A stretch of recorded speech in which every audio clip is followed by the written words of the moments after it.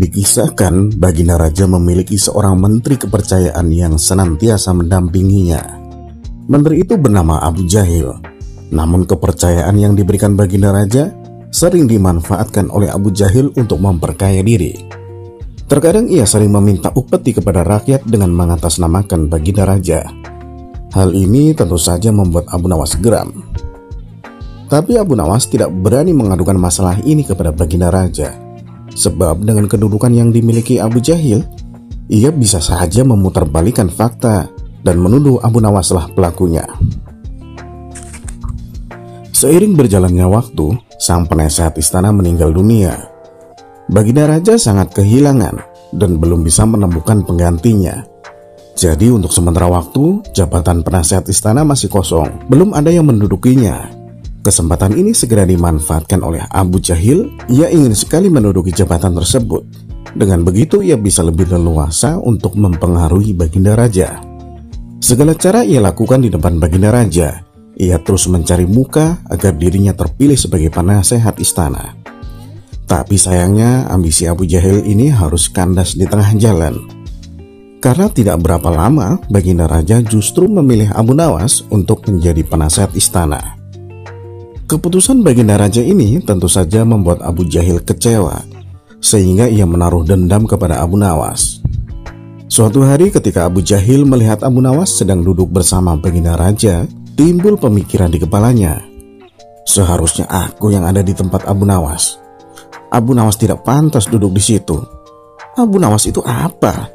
Dia tak mampu mengurus masalah kerajaan. Pantasnya dia jadi pelawak istana, gerutu Abu Jahil dalam hati. Merasa kecewa dengan keputusan raja, Abu Jahil lalu menyampaikan keberatannya. Hingga pada suatu hari saat Baginda Raja sedang duduk sendirian di singgasana, Abu Jahil menghadap dan berkata, "Ampun Paduka yang mulia, hamba izin menghadap." Baginda Raja terkejut melihat Abu Jahil yang tiba-tiba menghadapnya. "Ada apa Abu Jahil? Apa yang ingin kau sampaikan?" tanya Baginda Raja. "Ampun Paduka yang mulia, saya rasa Abu Nawas tidak pantas menjabat sebagai penasehat istana. Karena menurut hamba dia tidak tahu apa-apa soal negara. Abu Nawas itu apa? Keahliannya cuma melucu," jawab Abu Jahil. "Tapi bukankah Abu Nawas terkenal cerdik? Dia juga seorang yang jujur," balas Baginda Raja. "Apakah Paduka sudah meragukan kejujuran saya?" tanya Abu Jahil. "Bukan seperti itu. Kamu kan sudah menduduki jabatan menteri istana. Jadi wajar kalau Abu Nawas yang mengisi jabatan penasehat istana," jawab Baginda Raja. "Tapi saya lebih berpengalaman Paduka yang mulia, apalagi mengenai soal kenegaraan. Saya juga ahli berperang, tubuh saya kekar dan perkasa.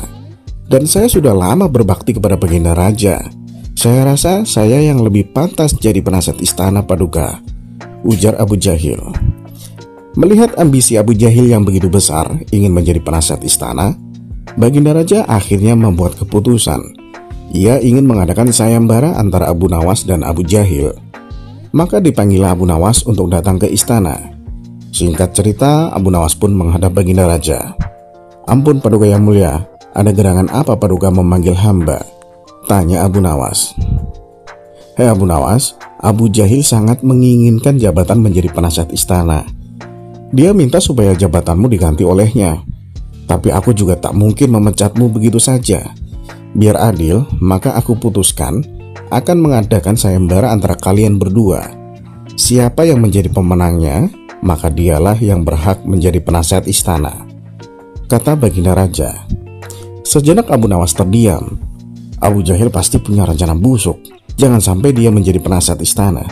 Bisa-bisa rakyat semakin tertindas oleh kelakuannya, pikir Abu Nawas. "Ampun Paduka yang mulia, kalau boleh tahu sayembara apa yang hendak Paduka berikan?" tanya Abu Nawas. "Saya ingin masing-masing dari kalian bawakan saya satu gentong air laut, tapi yang rasanya tawar," titah Baginda Raja. Abu Nawas dan Abu Jahil langsung terkejut mendengar permintaan Baginda Raja yang aneh itu.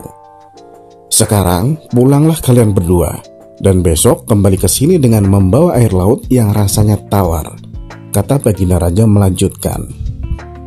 Sesampainya di rumah, Abu Nawas terus memikirkan dan mencari tahu keberadaan laut yang airnya tawar. Mana ada air laut yang rasanya tawar? Orang secerdik apapun tak akan bisa melakukannya, pikir Abu Nawas. Sementara itu, Abu Jahil mulai berbuat curang. Ia memasukkan air sumur ke dalam gentong untuk dibawanya ke istana. Baginda Raja pasti percaya, meskipun aku berkata bohong, karena aku tahu aku adalah menterinya yang paling dipercaya, kata Abu Jahil dalam hati. Keesokan harinya Abu Nawas dan Abu Jahil datang ke istana dengan membawa gentongnya masing-masing. Bagaimana? Apakah kalian sudah mendapatkan airnya? Tanya Baginda Raja. Sudah Paduka Yang Mulia, jawab Abu Jahil dan Abu Nawas serempak. Kemudian Abu Jahil maju ke depan menyerahkan gentongnya.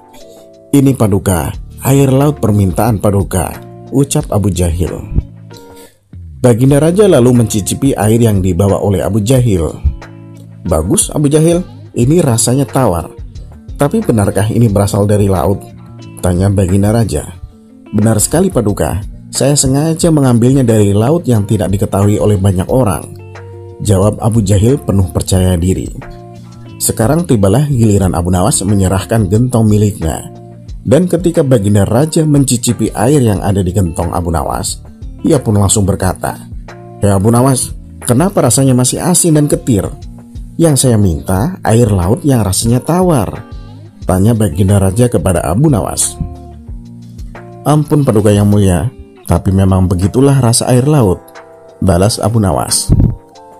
Baiklah, karena lomba ini dimenangkan Abu Jahil, tentu dia yang akan menjadi penasihat istana, tutur Baginda Raja.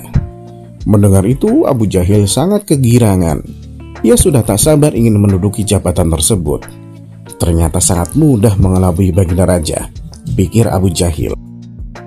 Tapi tiba-tiba Baginda Raja kembali berkata, "Hei Abu Jahil, di mana kamu menemukan laut yang airnya tawar? Antarkan aku ke sana sekarang. Aku ingin mandi di sana," titah Baginda Raja.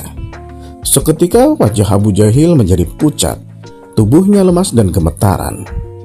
Anu Paduka Yang Mulia, saya kenapa? Kalau kamu tidak bisa membuktikannya, berarti kamu berani membohongi saya, balas Baginda Raja. Ampun Paduka Yang Mulia, air yang saya bawa memang bukan air laut, tapi air dari sumur, kata Abu Jahil ketakutan. Kamu lancang Abu Jahil, kamu kira saya ini anak kecil yang mudah dikelabuhi? Karena kamu telah berani berbohong, maka sebagai hukumannya, kamu bukan hanya gagal jadi penasihat istana, tapi kamu juga akan saya pecat jadi menteri, dan kamu juga harus menjalani hukuman penjara, bentak Baginda Raja. Kemudian Baginda Raja memerintahkan beberapa pengawal untuk menangkap Abu Jahil dan memasukkannya ke dalam penjara. Kini tinggallah Abu Nawas di hadapan Baginda Raja. Abu Nawas, bukankah kamu terkenal cerdik? Bisa saja kamu membohongi saya, dan dengan kecerdikanmu itu, kamu tentu bisa menutupi kebohonganmu. Tapi kenapa tidak kau lakukan? Tanya Baginda Raja. Ampun Paduka Yang Mulia, saya memang cerdik, tapi saya bukan pembohong. Secerdik apapun manusia, tidak akan ada yang bisa merubah air laut menjadi tawar, balas Abu Nawas. Kamu benar Abu Nawas, itulah orang yang saya cari untuk menduduki jabatan sebagai penasihat istana. Cerdik dan jujur, kata Baginda Raja tersenyum puas. Sampai di sini dulu perjumpaan kita, semoga bermanfaat. Assalamualaikum warahmatullahi wabarakatuh.